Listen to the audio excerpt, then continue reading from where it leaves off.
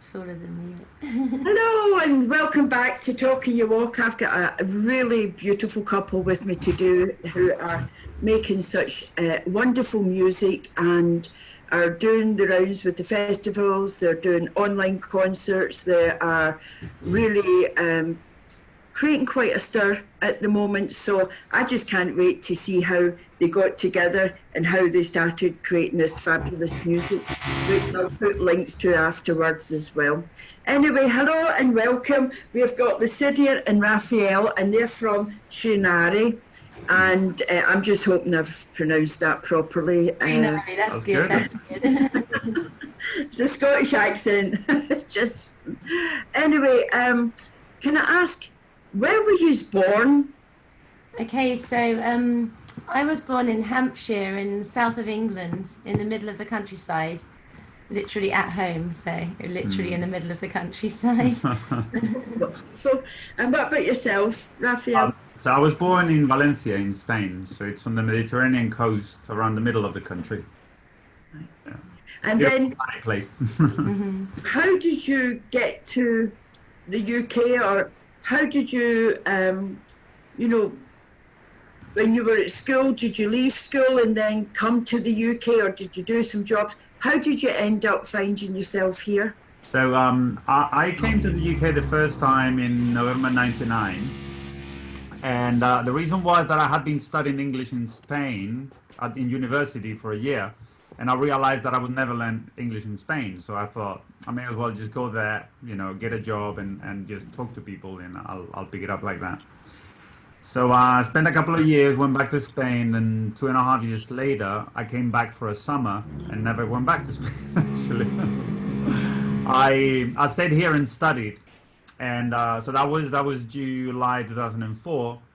And then, so I finished, I did a psychology degree, and then I went straight to a music degree. And when I was already in my music degree, I mean, when I think about how I met Lucidia, I just realized how many people we knew, but we didn't know each other. People that didn't even know each other, but we had so many people in common that didn't even know each other. And it all built up to suddenly boom. We just met in this event, and it was just like that. It wasn't good like that. 2010, that's when we met, 10 years ago. Wow. Wow. Now you say that you came here and you studied here and then you went on to do your degree in music.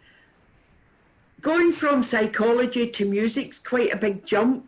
So why was that change? What made you decide after doing psychology, I'm going to do music? What it is that when I was in, so that interim that I was in Spain between the first time I came and when I came back, I basically didn't have a job for most of it. I didn't have a job, but I was gigging. I was supporting myself with music pretty much, and but I was volunteering with social services with disadvantaged kids in my community.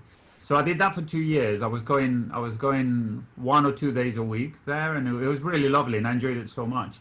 By the end of it, as people started offering me jobs in that field, and at the same time I was really into Jungian psychology. So I ended up having this idea in my mind that eventually at some point I wanted to do some kind of Jungian therapy. But at the same time, I knew that my main passion was music anyway. So I had those two things in my mind when I came to the UK. So I applied for both music and psychology, and but I didn't really know how the whole educational system worked. So I only applied for one place, one university. And what I learned later is that university pretty much doesn't take anybody from outside in music, because they have this foundation course where they literally offer places to everybody. So so I applied for both, and they gave me a place to study psychology and not a place to study music. So I just left it at that. And whilst I was doing psychology, then I did some foundation courses that allowed me to then go on and do the music course afterwards. So basically there are two passions in my life. I think I would say music is probably my first passion, but psychology is also a really strong thing for me. And it's interesting how music can affect the brain as well. Yeah. And I think in the last 5-6 years, the rise in using music as a sound healing or music therapy has been phenomenal. Yeah. Yeah, for sure. So Lucidia, how did you get into doing what you do now? Well, What kind of kid were you, and how did you end up near London? Well, basically, I mean, I grew up in the countryside, and my dad was a musician and a songwriter. So we grew up it was like in the middle of nowhere. We were very isolated. So there was a lot of music in my house, and you know, it was a very kind of quiet country life, really. But when I started, my dad got like a 4-track Porter studio when I was a kid, and I started singing backing for him, and we did some little recordings when I was about 7, I think. And I did some backing vocals in his band that he had, and then my sister told me that I couldn't sing in tune. I think she was just being a bit mean, and I believed her, so I stopped singing completely in public. For 5 years I wouldn't sing at all. And then I started traveling, and I moved to California, just like I visited California and then stayed there. And while I was in California, I was singing in a hot spring, and someone heard me. I thought no one was around. I was like all on my own, early morning. And then someone was like, "Oh my God, you've got a beautiful voice." And I was so shocked and embarrassed that they'd heard me. And but then it kind of helped me to build my confidence, because they were so impressed, and I was like, oh, maybe it wasn't true what my sister said, you know. So then I started singing again, just a little bit, to friends, and building up my confidence and sharing my songs. I've always been writing since I was really young, like 4 years old. I've been writing poetry, and my granddad was a poet, so he was really encouraging, and my dad was really encouraging too in that way. And and so then I started to perform a little bit in California in festivals and stuff, just on my own, a cappella. I didn't have anyone to play for me. I didn't really play an instrument at that point. So, and then I started to try and find people to play for me. But that's how it started. I was writing some quite empowering songs for women, really. And so I had a lot of kind of women followers at the beginning who were like, really loved my songs. And I was a little bit angry with my boyfriend that broke up with me, and we were all like, kind of like a women's movement. But that's interesting, isn't it, that you ended up in California, and that so often happens with people, isn't it, that when you're young, somebody will say something, and they might not be aware of the consequences of that sentence, such as saying, "Oh, you can't sing," or whatever, and then that just knocks people for 6, isn't it? So I'm really glad you went into the hot springs and started singing. So then you have just finished a university degree in songwriting. Yeah, that's true. Like I never went to uni when I was younger. I just kind of I started doing massage and healing and stuff when I was like quite young as well. So I just was doing the two always, and then I had 2 kids really young. So I got pregnant when I was like 23. Had my first child at 24. And then I had another child 3 years later. So that just was really difficult then to really focus on the music. And I had to do lots of massage just to like get by and support the children. And so, finally, the kids now, they're teenagers. And I just decided, Rafael finished his jazz degree. And I was like, oh, I'd like to do a degree. And people were saying to me, why don't you do a degree? And I was like, maybe. And then I realized you could do a songwriting degree. Actually, I started a creative musicianship degree, and it sounded better than it was for me personally, because it had a lot of tech, and I'm not so techy. And so then I managed to transfer within the same university to do songwriting, and I just loved it so much. But it was hard work, like the kind of the essays and the deadlines, and was quite a new world for me. And Rafael tried to warn me about like how hard it was going to be, and I didn't really listen. So it was quite a lot of work, but I got there in the end with a little help from my friends of supporting me, and kind of Rafael had to do a lot of keeping other things going, and helping with the kids as much as was needed, because they're teenagers, but they still obviously need to get fed, and I had to call upon everyone to help me, but we got through. Wow, wow. I mean, I didn't even know you could do a degree in songwriting. I think that's fantastic. Hmm. Um, so you mentioned in that conversation there that Raphael had did something in jazz, a degree in jazz. Yeah, yeah. Yeah, I did.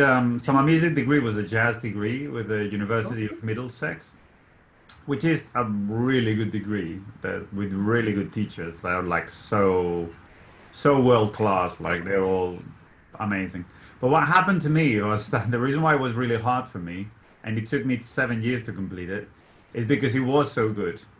So when I finished my psychology degree, I was like, it was an effort, but it was manageable. It wasn't like anything, you know, over the top. So I thought that music was just going to be a pleasurable experience, and it was a pretty ego crushing experience because I was curious about jazz, and I wanted to know understand how the method works, if we can call it that, because each person has a method really. But what it was is that I never really aimed to be a jazz musician. So I ended up in a course where every Monday morning we had to play a new song. And a lot of people could read, sight read. They were all about 10 years younger than me because obviously at that time I started my psychology as a mature student. By the time I finished, I was 31. So I was about, 13 years older than most my classmates. And so I found it really, really tough actually to go through that because it's such an intensive work that one needs to do to to be at all accomplished in jazz because jazz it really is a language, so you need to learn to speak it. It's not enough to just learn bits and repeat them. It's like you need to learn to be fluent in the language, and that's literally 8 hours a day for quite a while, and then once you have acquired it, then you can relax and be more relaxed about it. But the problem is I didn't have the time to do that. I was in full-time education. I thought I was going to get help to pay for it. And then on the second month of my course, they told me, there's no help whatsoever. You already have a degree. There's no help. And I was like, oh shit. So, so the first year was very intense. I finished it and then I went part-time for the rest of it. And I took 2 years off as well to give myself a rest and also to focus more on projects that we had. Like when we did our first release, it was called Awake to Wonder. I took a whole year off before that, running up to the recording of it, where I did all the demos and everything. And I also emotionally needed the distance from it. So I took the year off. I focused on earning a bit of money and doing our music. And then just before the very last half year that I did, I took another year off because I was like, I just can't take it. I can't. It's too much. Take a breather. I went back, and every time I went back, my teachers were like, "Oh, you're there. You exist." Because obviously I went in and out so many times. It was all confusing for everybody. But I managed. I managed to finish it with a 2-1, and I was like, "Oh God, that was tough." But I got through it. so you were saying when you were taking the year out and you were concentrating on your own music, what when did you both decide? Okay, so I know that when did you both decide that okay, we're going to make music together and we're Like going the to night we met. Yeah, the night we met.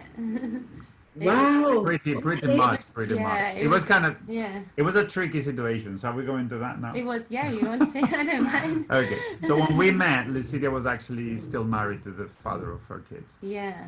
And he was So- a really lovely, he is a Yeah. really lovely man, and I really loved him and was quite happy for the most part. We were quite happy together. So it was a conflict to meet Rafael. It was a massive conflict for both of us. So there was a negotiation period where we were trying to work out what we were going to do, how we were going to handle the situation.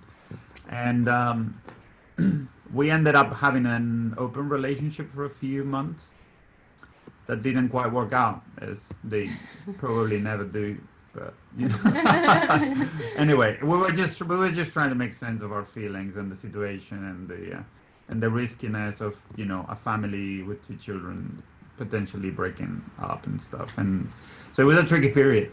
And but when it comes to the decision about making music, I think it was pretty much instantaneous. So we met in this event, and Lucidia was performing. I was only doing sound, but at some point I got asked to play a song, and so I really only played one song that whole night. But the next morning we we chatted, we exchanged details, and the thing is that same event was happening. So this was a Tuesday, and that same event was happening. This was in Glastonbury, and that same event was happening in London in the weekend. So then we met again at the weekend, and that's when everything went a little like, what's going on here. But it was clear from day one that our intention was to collaborate musically. Yeah. It's just that there were other feelings as well, and then it was like I had a hard time separating music and attraction, really. It was but when it's funny, Rafael was playing at this event, and he was playing one of his songs, and I just stood up and everyone was sitting down. I just started singing with him, and I heard this voice like above my head, like audibly saying, "There he is," and I was like, "What?" And it was just like, it was like someone spoke to me from above. It was really loud and clear, and I was like, "What do you mean?" And I just focused on him and started singing, and I looked at him just to see if he would mind, because I was kind of just inviting myself into his song.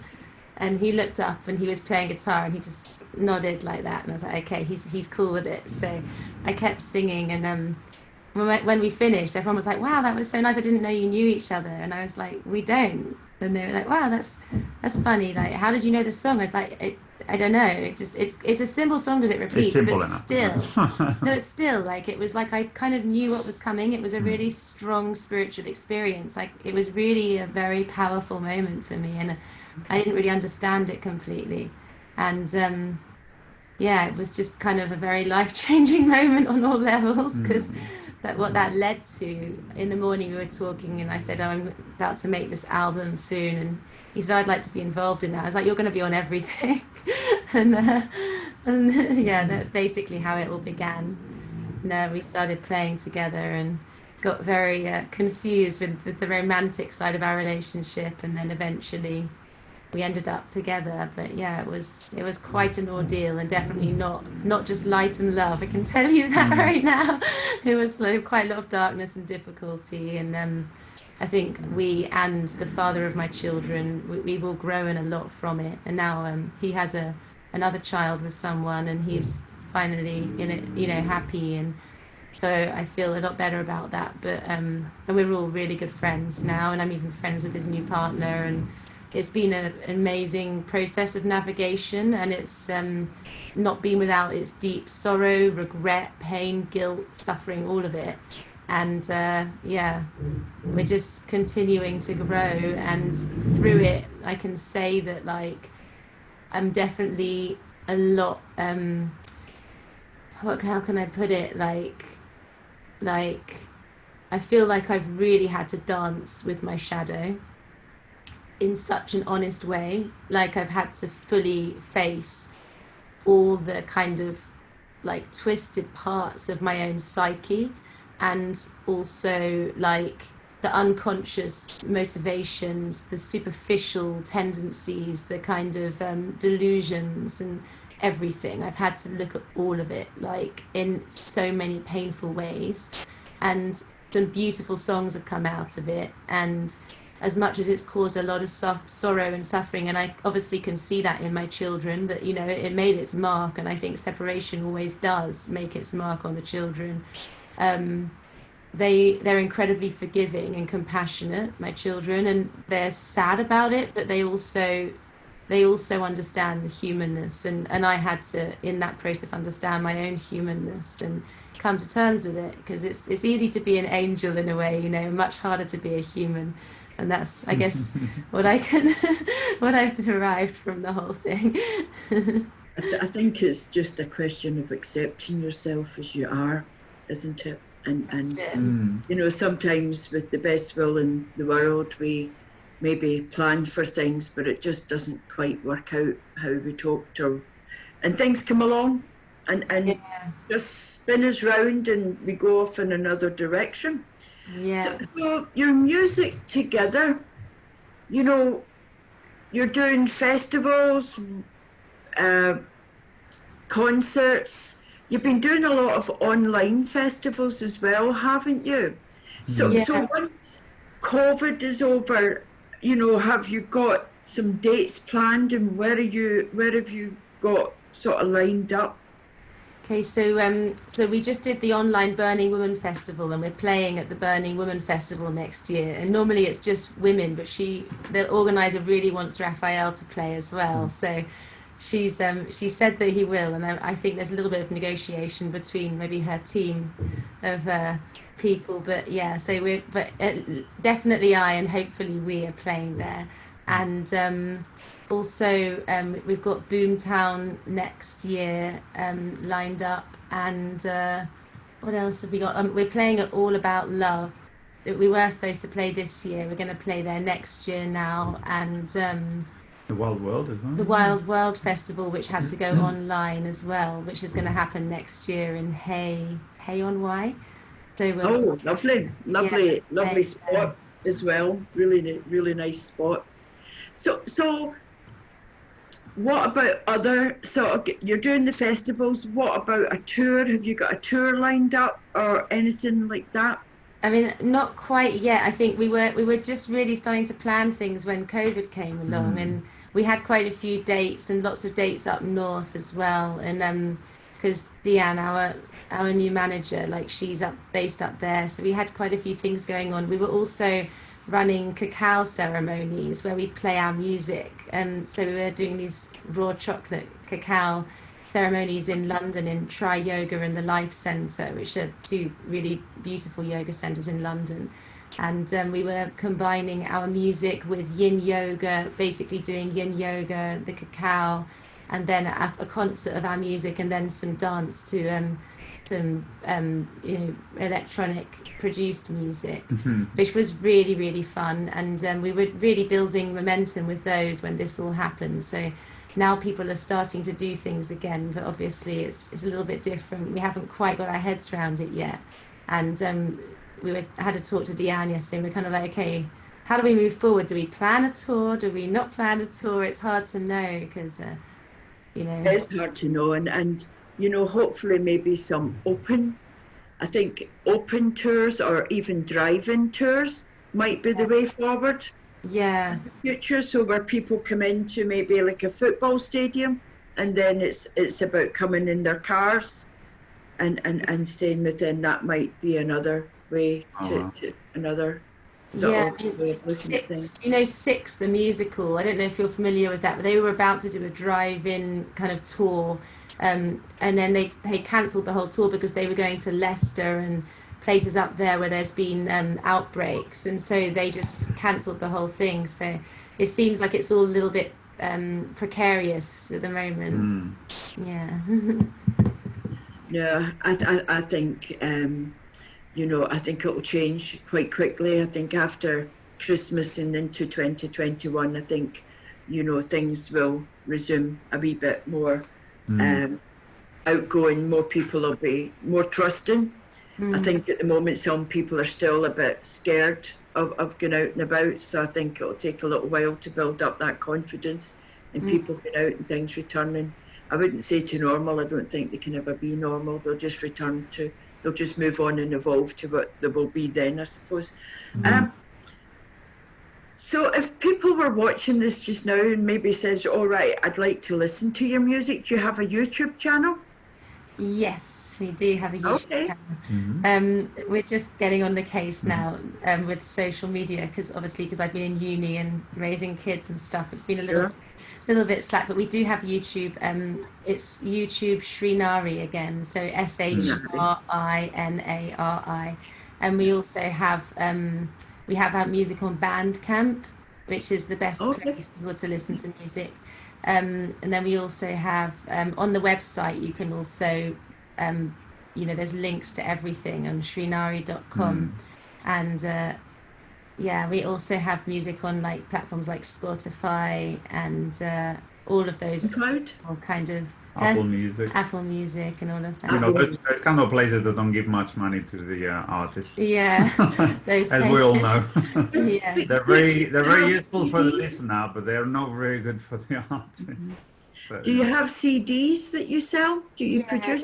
we have some CDs as well. Yeah. And do you have that on your website? Do we have that? I don't know if we actually do have the CDs on the website. We have. so basically, the Yeah. website links up to Bandcamp.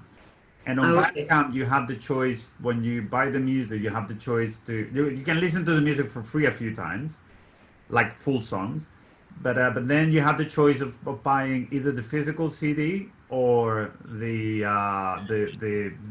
digital download, which you can do in various high quality formats as well.